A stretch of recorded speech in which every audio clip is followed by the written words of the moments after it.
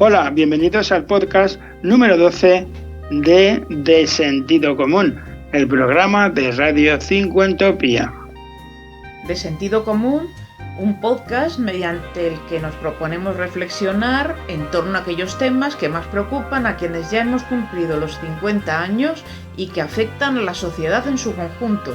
Para ello, dialogamos con otras organizaciones, con corporaciones, con diferentes colectivos y con personas de diversa condición. Porque existen distintas voces que, al igual que ocurre con la Asociación Cincuentopía, hoy en día propugnan un cambio en la sociedad. Una transformación social que no vendrá sola y que pretendemos alcanzar entre todos aportando diferentes ideas y reflexiones, cada uno desde su conocimiento y experiencia. Queremos así contribuir a crear una sociedad más justa que integre a todos los seres humanos, independientemente de su condición, edad, estado o procedencia. En definitiva, aspiramos a proporcionar un conjunto de claves para aprender a envejecer mejor. Porque, como nos gusta decir siempre en Cincuentopía, la vida comienza a los 50. Y porque cada vez somos más y tenemos mucho que decir y que aportar. De Sentido Común, un programa elaborado por el equipo de Viva Voz para Cincuentopía.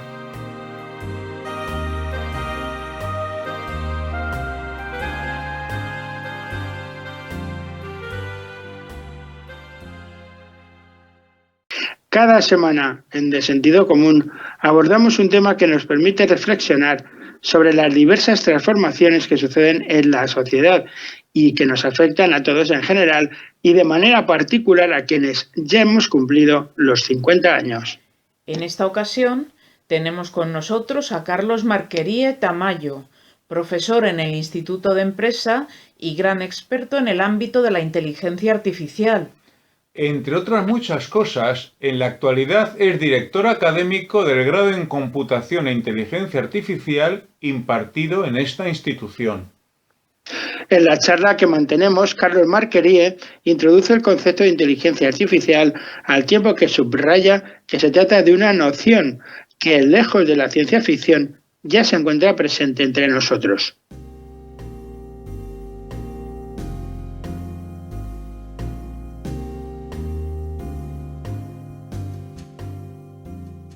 Que es un área tan novedosa que en algunos aspectos, en efecto, estamos en primera fila, en otros aspectos estamos muy atrás, ¿no? Si lo comparas con el desarrollo de algunas empresas en China o en Estados Unidos, estamos a años luz, ¿no? Pero bueno, también es cierto que este es un mundo que va a cambiar muchísimo en los próximos años.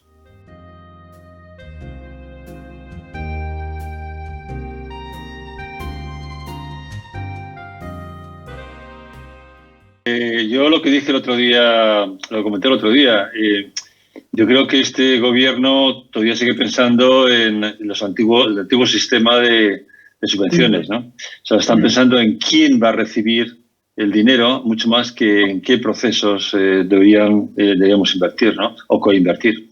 Entonces, esta mentalidad, pues ellos no la tienen. O sea, ellos siguen teniendo porque no les compensa políticamente, les compensa darlo a instituciones, universidades, realmente a estructura, vamos a llamarlo, de compañías, organizaciones, universidades, que son los que van a administrar los proyectos, ¿no?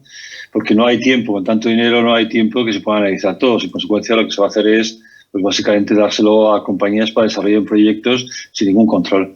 Yo creo que, en efecto, estamos perdiendo una oportunidad tremenda porque, viendo otros países cómo lo está planteando, pues está planteando de otra forma. Una vez que ya tenemos este dinero por primera vez en la vida y podemos meterlo para aumentar el gasto y más pues lo que tenemos que hacer es crear un ecosistema. O sea, realmente conseguir que la oferta y la demanda se encuentren, crear un mercado de capitales para que los inversores puedan capitalizar sus inversiones y ganen dinero, porque si los inversores no ganan dinero, pues nadie va a invertir. O sea, si realmente aquí no se puede escalar porque hay que ir a Nasdaq o a mercados de capitales americanos que tienen más solidez y donde puedes recuperar mejor el dinero, o puedes obtener rondas de financiación en Series A, por ejemplo, de mayor valor que aquí en España, pues se van a ir. Y esa es una realidad. Si resulta que dentro de los parámetros que hay en el gobierno, que los inversores ganen dinero no es una idea políticamente aceptable, pues entonces no tenemos nada que hacer, porque la innovación significa que se toma riesgo y el riesgo hay que retribuirlo. Así de claro. Entonces, estos conceptos de retribución del riesgo pues no se tienen, porque no hay. O sea, la gente que está en nuestro gobierno pues no tienen esta formación para entender, por ejemplo, cómo, por lo que decía, ¿no? Jossman Israel concentró capital riesgo, ¿no? Y eso le da la pena, y me da mucha pena volver pues a los temas yo me acuerdo que luego se ha visto en Andalucía, pues los temas más referidos a la justificación de los del Fondo Social Europeo, ¿no? Que al final fue un verdadero cachondeo. Fue una cosa terrible, se llevó la gente dinero por todos sitios. Tengo cierto miedo de que ahora vuelva a suceder lo mismo, porque no sucedería si esta concepción de dinámica la tuviese el gobierno, pero no se ve por ningún lado, pero ni en la oposición, ni el gobierno ni en la oposición. O sea, los políticos no tienen esa concepción estratégica del sistema de innovación español, ¿no? Al menos no se ve por ningún lado ni se lee por ningún lado. O sea, se está pensando, por ejemplo, en startups, porque está de moda hablar en startups. Pero es que la creación de startups sin demanda no tiene ningún sentido, y la creación de demanda sin capital, sin mercados de capitales tampoco tiene sentido. Es una cadena de valor que no se entiende. Y entonces, pues, al no entenderse, se cree como en Rusia, como el parque de Skolkovo en Rusia, ¿no? Que creamos edificios, metemos startups y ahí ya van a tener tracción, ¿no? Es imposible, porque realmente la magia de hacer todo esto es lo que sucede obviamente en Silicon Valley o sucede en Boston, ¿no? Que realmente los 4 grandes actores del sistema, que son la demanda de innovación, inversores y compañías, y la oferta de innovación, grupos de investigación y startups, están interconectados y hacen procesos fluidos. Cuando eso no sucede, pues es difícil pensar que ese dinero va a ir a parar a manos de gente que va a desarrollar proyectos, pero no va a tener tracción, no va a generar tracción en el sistema, ¿no?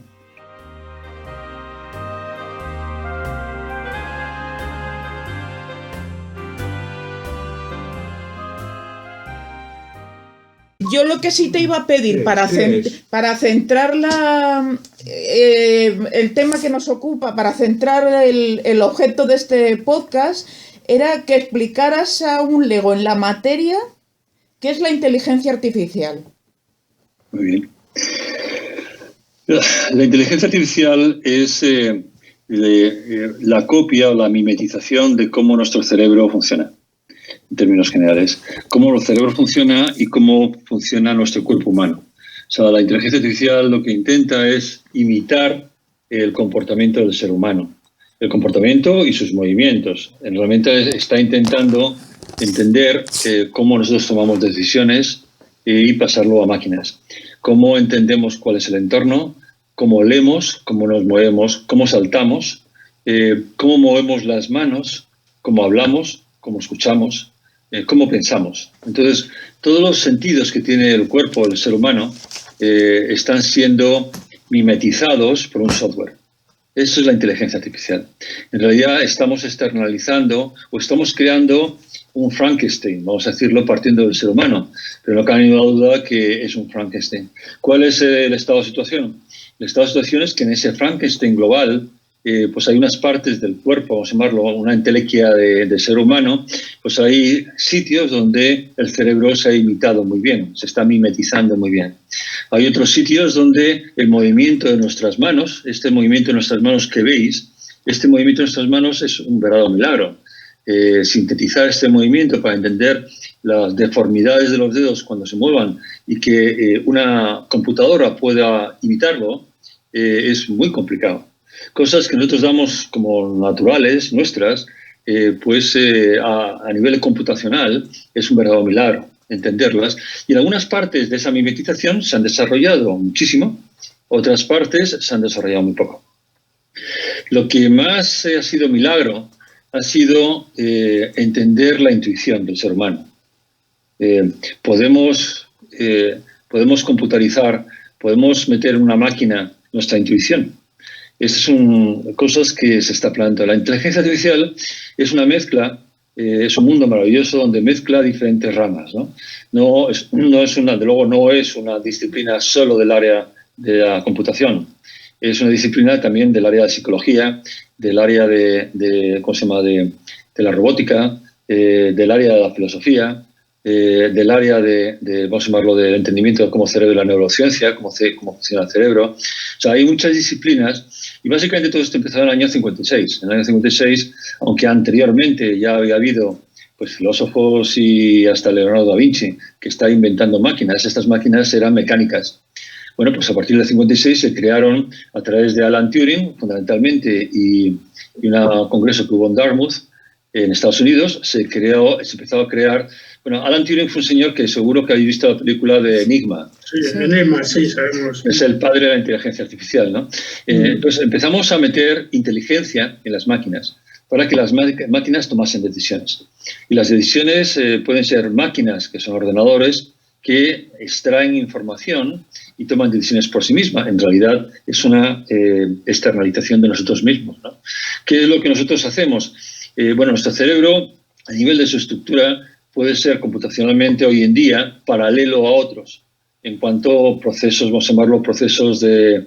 Nosotros tenemos neuronas y las neuronas se conectan. Una neurona en nuestro cerebro puede estar conectada a otras 100.000 neuronas.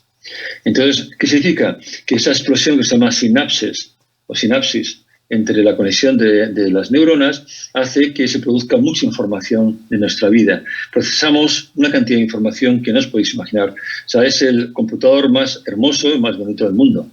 Que, vamos a ver, aunque en algunos aspectos no es que sea copiable, es competitivo, en algunos aspectos las máquinas nos ganan, sin embargo, el cerebro sigue predominando frente a las máquinas. ¿Hasta cuándo? Pues hasta dentro de muy poco. Porque la forma en que nosotros pensamos, que es también una base va a ser una base de la inteligencia artificial, pues requiere unos sistemas de computación de proceso de información muy avanzados.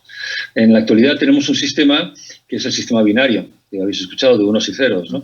Este sistema binario, pues bien, está bien porque nos ha ayudado a avanzar mucho. Pero ahora entra otros sistemas, otros lenguajes y sistemas y arquitecturas muy diferentes, ¿no? Que es el quantum computing. Entonces, quantum sí que es un sistema de computarización y de proceso de información más cercana a la biología, más cercana a cómo funciona una planta.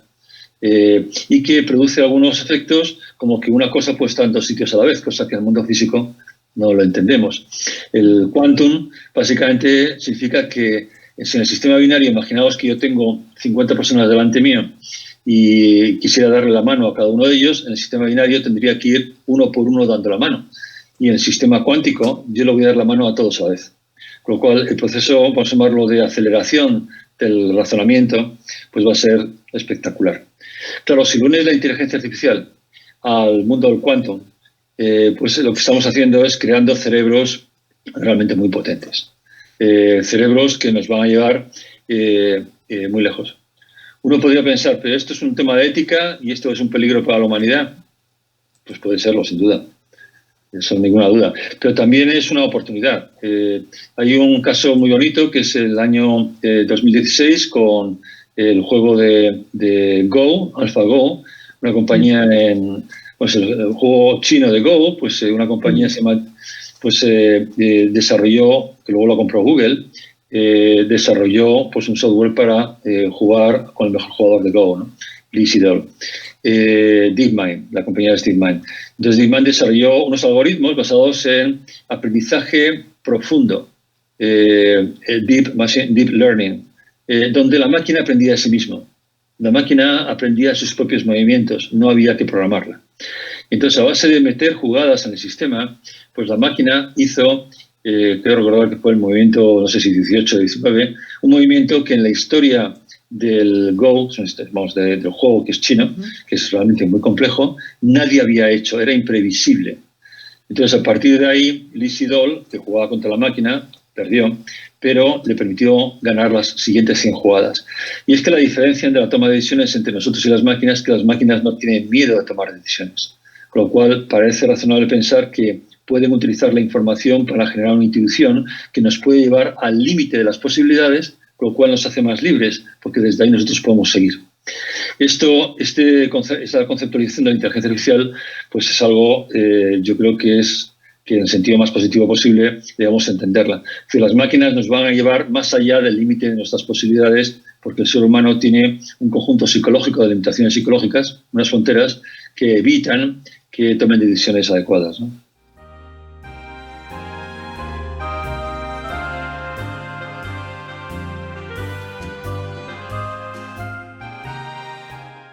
Yo creo que los próximos 10 años, los últimos 10 años hemos trabajado sobre el mundo de los algoritmos. Y entonces hay algoritmos por todos sitios y ha sido realmente la década de los algoritmos. Hoy los algoritmos ya son muy importantes, pero ya hay muchos modelos. Estamos entrando en la década de los datasets, del conjunto de datos. Ya es más fácil acceder a los datos. O sea que antes. Disculpa, Carlos, entonces ¿estaríamos entonces en un concepto a muy largo plazo o estaríamos más en un concepto de los saltos que nos van a ir permitiendo las aplicaciones que se van a ir desarrollando? Mi teoría, mi visión es que el salto es cuántico. El salto va a ser espectacular y va a ser muy rápido. Vamos a ir viendo cosas que no nos van gustando, vamos a ver cosas que nos van a gustar más, pero va a haber una parte de atentados clarísimos contra la libertad, y eso está claro del individuo, eso está muy claro porque no hay límites. Hoy en día la Comisión Europea está intentando poner límites a la ética, pero claro, me decía el otro día hablando con un economista al que quiero mucho y es un hombre maravilloso, Pedro Schwartz, me decía, oye, pero realmente ¿cómo podemos afrontar este problema de la protección del individuo frente a la inteligencia? ¿No? Porque no es la protección del individuo frente a los datos y la información, es la protección del individuo contra la inteligencia. Claro, estamos casi rayando una visión orwelliana de la sociedad, pero es que es cierto, es que es así. O sea, los sistemas de reconocimiento facial pues es un atentado contra la libertad porque es que te detectan enseguida y ya en todas las partes del mundo y cada vez esos algoritmos son más selectivos, discriminan mucho más las variables, ¿no? Hasta el punto de que uno no va a poder andar por la calle sin duda, sin ser reconocida. Entonces, uno no va a poder hablar sin ser reconocido, no va a poder escribir en un ordenador sin ser reconocido. Eso está claro. Digo, sí va a haber saltos exponenciales en lo que yo llamo la era de la confluencia disruptiva. Esa era la confluencia disruptiva que yo enseño a mis alumnos, pues está basada un poco en las tendencias que dije el otro día, ¿no? Donde va a haber una reducción de los datos, del ruido de los datos, va a haber vamos a llamarlo, una reducción de la latencia en las comunicaciones. Es decir, yo voy a poder hablar con vosotros, ahora tenemos latencia, pero el día de mañana, si fuerais músicos, estaríamos tocando juntos. Hoy en día no se puede, ¿no? O si fuera un hospital... Sí, hay un programa, sí, perdona. Hay un programa, un músico que se llama Jamulus. Sí, lo conozco. Sí, este músico canta en un coro y bueno, no tiene la...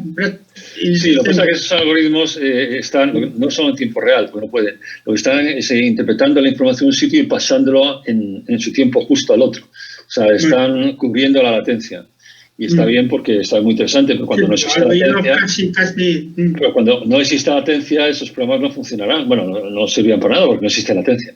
Ahora lo que hacen es colocarlo en un momento justo donde podemos tocar más o menos, o el oído no va a ver, pero no es exacto, ¿no? ¿Cómo se llama? Con edge computing y con otro tipo de tecnologías, pues, y con el 5G de verdad, no lo que tenemos ahora, o lo que nos están poniendo ahora no es 5G de verdad, pues sí es cierto que vamos a poder trabajar en no latencia, ¿no? Y eso va a hacer disrupciones en muchísimos sitios. O sea, en los próximos 10 años va a ser años muy complicados, ¿no? Ya fíjate que este año lo están siendo porque, fijaos bien que la innovación se está produciendo en 5 grandes mundos. Y allá en todas partes del mundo. Pero intentando resumir todo lo que sucede, hay 5 mundos que son nuestros grandes desafíos donde se concentra la innovación mundial, que es el mundo de la sostenibilidad o nuestra relación con el medio ambiente, el mundo de nuevos materiales, nanotecnología y robótica, que es nuestra relación con nuestras manos, con la máquina, el mundo de la energía, en donde es nuestra relación con el mundo de la energía, el mundo de las ciencias de la salud, el life science, que es nuestra salud, y el mundo de la inteligencia. Esos 5 mundos es lo que concentra la innovación mundial. Si ves cualquier cosa que se está produciendo, se produce alrededor de estos 5. Si ves las empresas lo que necesitan, se conectan como tentáculos a estos 5 grandes mundos. Bueno, esto es prácticamente la red neuronal que yo desarrollé, también mi tesis, y que es otra cosa que el entendimiento de por qué Israel crece si no tiene industrias, ¿no? Pero, en fin, volviendo a eso, sí, va a haber esos 5 mundos. Cuando se conectan entre ellos, producen unos saltos exponenciales. O sea, no podemos entender que la innovación es algo que es aislada, es decir, la inteligencia artificial sin más. No, es la inteligencia artificial que se conecta con wearables, con tejidos inteligentes y con medicina al futuro y hacemos una camiseta para el Real Madrid. Que todo está pues interconectado, ¿no? Y el mundo de la conexión de estos temas, pues lo que producen es que cualquier cosa puede ser errática. O sea, cualquier cosa puede producir variables que nos modifican la vida. A diferencia de lo que conocemos de las industrias, de los negocios. Los negocios son verticalidades, tenemos el mundo de la banca y tenemos el mundo, son pilares. Hasta el momento, nuestra cabeza piensa en vertical, en silos. Nuestra cabeza no piensa en redes, piensa en silos, ¿no?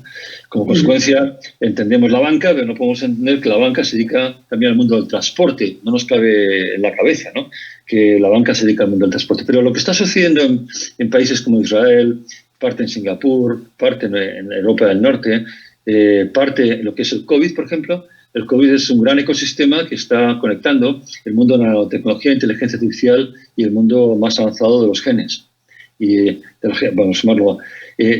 todo eso unido va a producir conexiones o acelerar otros mundos, como la energía o la sostenibilidad, etc. O sea, esas conexiones, como el cerebro humano, que se están produciendo entre el COVID, que está acelerando, va a producir a su vez impactos en otros sitios donde a raíz de eso se va exponencialmente a crear más cosas. Por eso digo que nos espera un mundo de posibilidades maravilloso, donde hay que intentar entenderlo. Muchas veces no lo vamos a entender. Muchas veces, pues obviamente, gente se hace rico en el espacio que queda en donde están solo ellos, y ya veréis como muchos llegarán a ser ricos y se abrirán nuevos espacios tipo, lo que está haciendo Elon Musk con Tesla. Cada vez más se va a llegar. Pero una vez que ha hecho Tesla, vamos a ver si Apple pues se mete ahí y Apple hace un coche. Y entonces se llenarán esos espacios, pero saldrá otro que hará otras cosas que desafiarán al ser humano.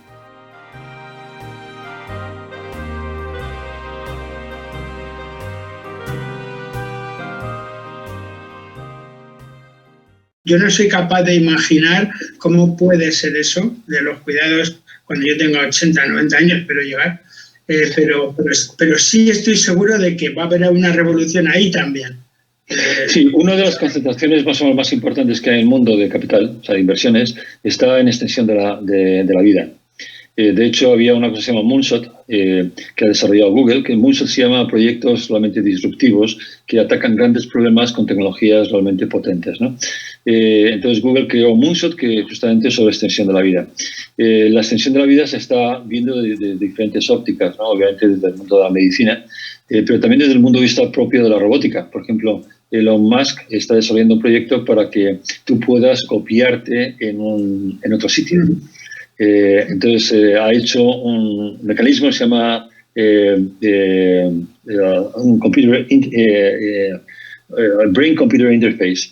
Entonces la idea es que dentro de 10, 15 años podamos pasarnos a otro sitio, y nuestro sistema nervioso y nuestras redes neurales también, ¿no? Bueno, no lo sé. Lo que sí es cierto es que se está viendo, y yo creo que lo vamos a vivir. O sea, vamos a vivir. Estos 10 años es clave en la historia de la vida, por muchas razones, para lo humano y para lo bueno. Eso es por lo menos mi visión, ¿no? Es clave porque valores que nosotros estamos considerando, como el agua o el aire o todo lo que tiene que ver con la sostenibilidad del mundo, se va a poner en cuestión, y por tanto podemos tener un problema realmente gordo. La superpoblación va a poner en cuestión también otros problemas que hasta el momento no habían sido problemas para nosotros, de la gente de los años 50, ¿no?, que hemos nacido ahí, pero que hemos dado como, por ejemplo, pues el tener una casa y estar en una casa tranquilo, ¿no? Pues estas cosas se ponen hoy en día en cuestión, ¿no? Pero luego, por otra parte, se va a ver desarrollos muy importantes en el mundo de la salud. Es decir, teóricamente, si esto va como tiene que ir, y exponencialmente como tiene que ir, vamos a poder extender un poquito más nuestra vida. No sé si a la media para desaparecer de este mundo, si nada los pases a los 80 o serán los 90, pero sí vamos a extender entre 5 o 10 años más nuestras posibilidades de vivir, ¿no? Ahora, vivir en condiciones de calidad es otra cosa diferente. Claro, ese es el tema. Si seguimos como seguimos, va a haber una superpoblación que va a ser la mayoría de la población del mundo, que va a vivir unas calidades ínfimas, horribles.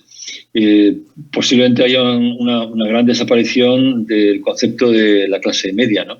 O cómo hemos vivido la clase media, para lo bueno y para lo malo, ¿no? Y eso va a producir desigualdades importantes. Conforme se va hablando más de igualdad, va a ocurrir más desigualdades. Entonces, conforme se vaya diciendo que la tecnología nos hace iguales a todos, conforme más nos lo vayamos creyendo, más desiguales vamos a ser, ¿no? Y eso es algo que vamos a tener que vivir. Vamos a extender la vida, resumiendo, seguro.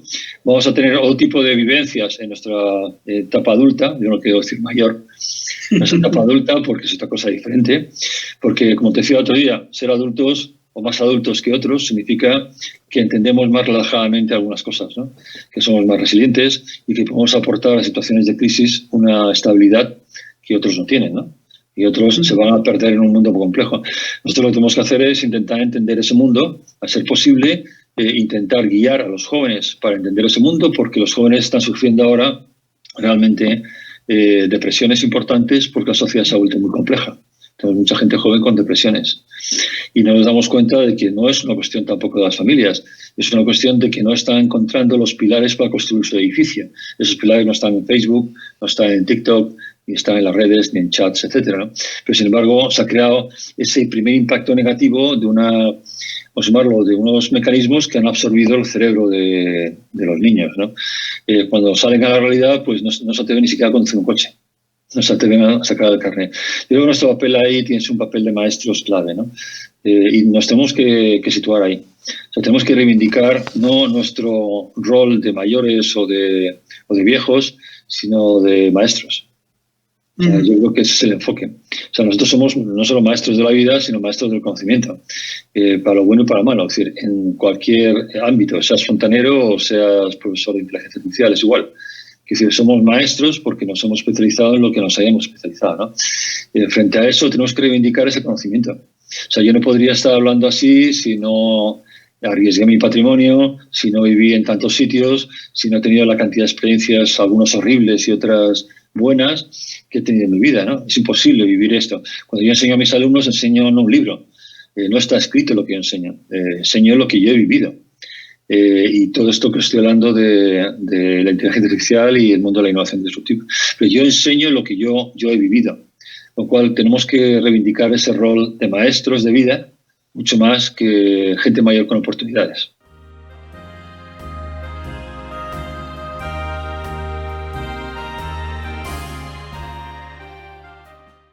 Yo creo que es el problema que gente de nuestra edad tiene, y es normal. O sea, tenemos miedo porque hemos pasado una historia detrás, no nos consideran, no nos valoran lo que hemos hecho y no sabemos cuál va a ser el futuro que nos espera y no queremos irnos a un futuro inesperado. Yo creo que el miedo es el mismo miedo que tienen los jóvenes porque no saben el futuro cuál va a ser. O sea, la gente de 20 años tiene mucho miedo, ¿no? O sea, el miedo nos ha invadido.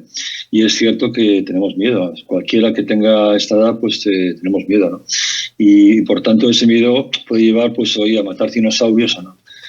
O quedarte dentro de la cueva, ¿no? Si el miedo es una adrenalina que te permite seguir, pues tienes que ir concentrándote en seguir el next step en tu vida. El next step es, mira, yo estoy aquí, ahora paso aquí, paso aquí, paso aquí. No tengo tiempo de pararme en revisar mis miedos, ¿no? Entonces tengo que llegar aquí, tengo que llegar aquí. Y eso se produce a los 60, a los 65, a los 70 años hasta que ya no puedas más. Pero hay gente que no, hay gente que ya se mete en la cueva, ¿no? Los miedos te empujan dentro de la cueva, que estás muy solitario, en el sentido de decir, oye, nadie me aprecia y después de todo lo que he hecho estoy aquí. Yo, en mi vida, hasta que pueda, soy hasta músico, compuse una canción para el IE también, que ahora... Ya te veo por ahí algún instrumento.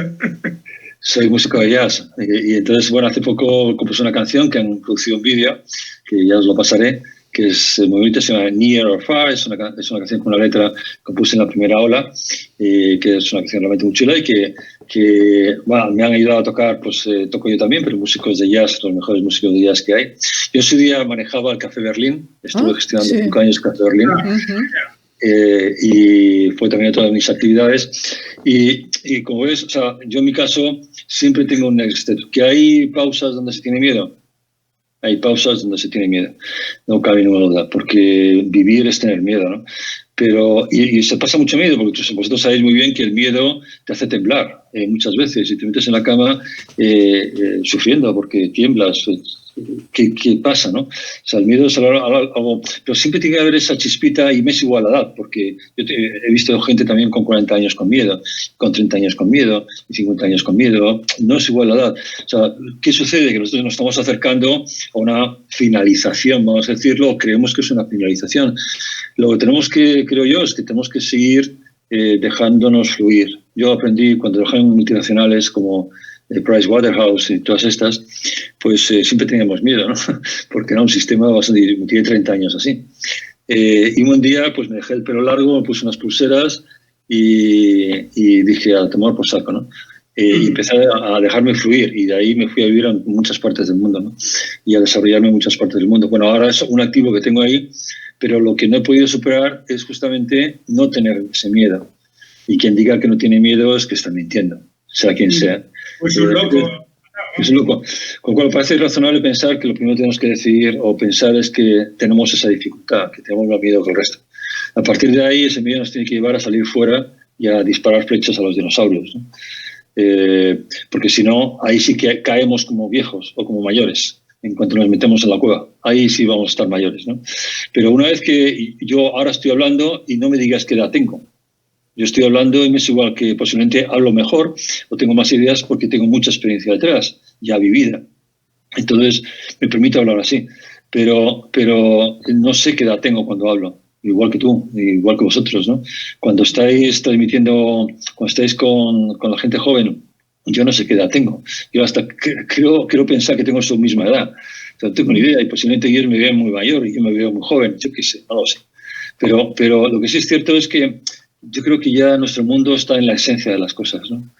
Tiene que estar en la esencia de las cosas y dejarnos un poco lo que nos motivaba pues, durante mucho tiempo, que ahora lo que tiene que ser es, pues a los que les gusta buscar el conocimiento, a los que les gusta ayudar a la gente por ejemplo, hay muchos chicos jóvenes que han estudiado audiovisual que están perdidos, no saben por dónde ir.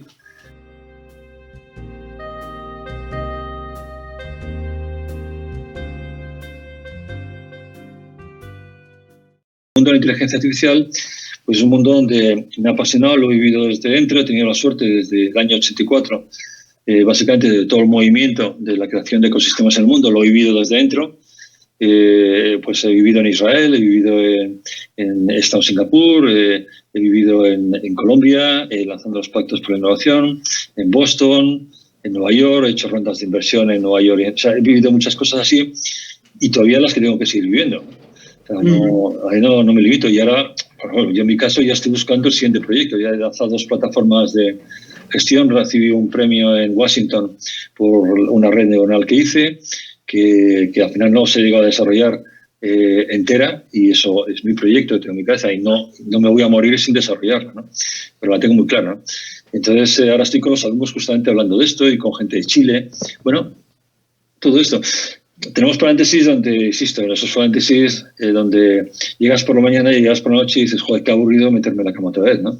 A dormir, parece que estoy perdiendo el tiempo, ¿no? Parece que irse a dormir es como la película esta que siempre los días se va repitiendo, son los mismos, y mucho más con esta pandemia, ¿no?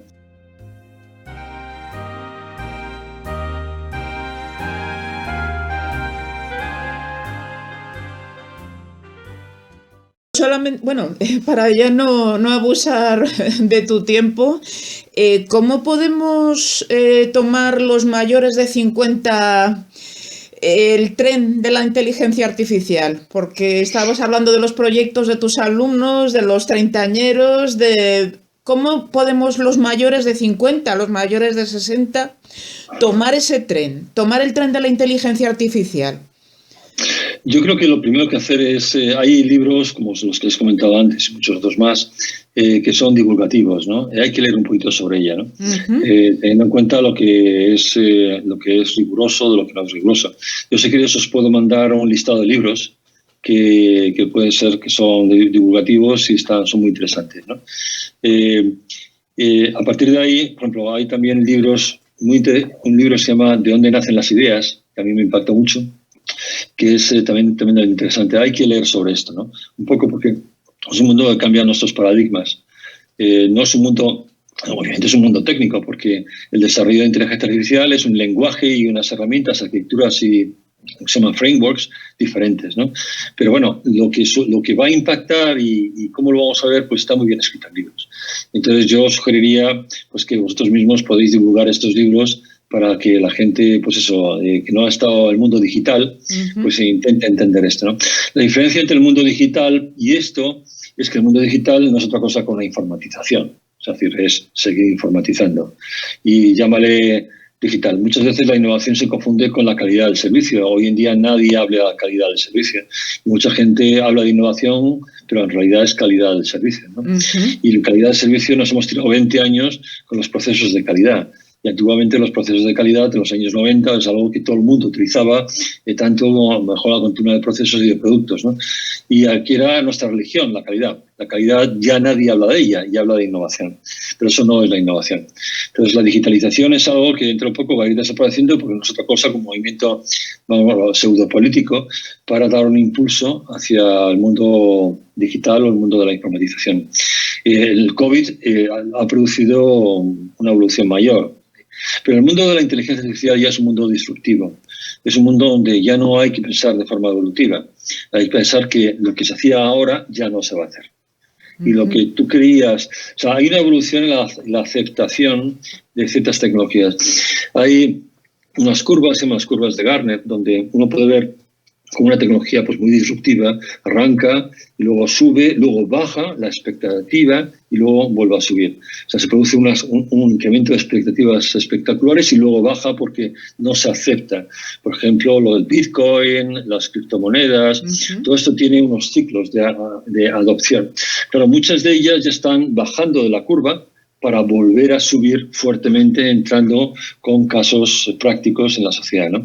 Bueno, ahora nos va a llegar un montón de ellas en esta década. Entonces, lo que tenemos que hacer es leer sobre ello, intentar entender que esa disrupción es un cambio radical en las cosas y, por tanto, tenemos que intentar ver cómo, vamos a llamarlo, cómo nos va a llegar. Y, insisto, son cambios radicales sociales. Y desde ahí, pues ayudar a la gente joven a entenderlos también, porque insisto que va a ser cosas muy complicadas. O sea, que son cosas que no vamos a entender. Tú estás viendo, por ejemplo, tú vas a Google, pones una palabra en Google y no sabes lo que está ocurriendo ahí detrás, ¿no? Lo que está ocurriendo ahí detrás son algoritmos espectaculares de lenguaje natural, de procesamiento del lenguaje natural, ¿no? El procesamiento del lenguaje natural es algo que ahora se va a concentrar este año fundamentalmente, pues inversiones espectaculares en desarrollos del lenguaje natural, o sea, el entendimiento del lenguaje. Y el entendimiento del lenguaje nos va a llevar mucho más allá.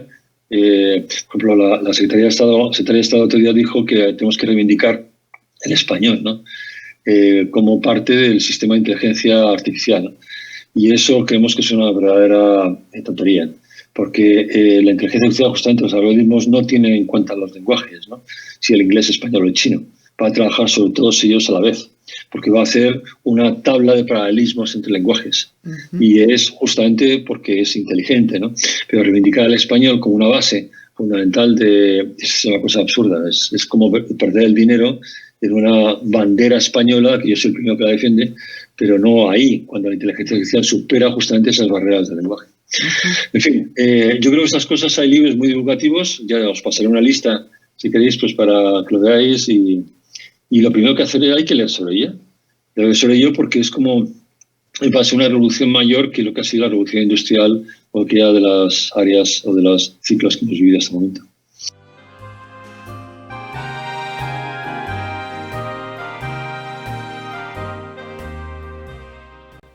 Muchas gracias a Carlos Marquerie por todas las ideas y reflexiones aportadas durante el transcurso de nuestra conversación. Cada semana en De Sentido Común, un tema para comprender mejor el complejo contexto que nos rodea.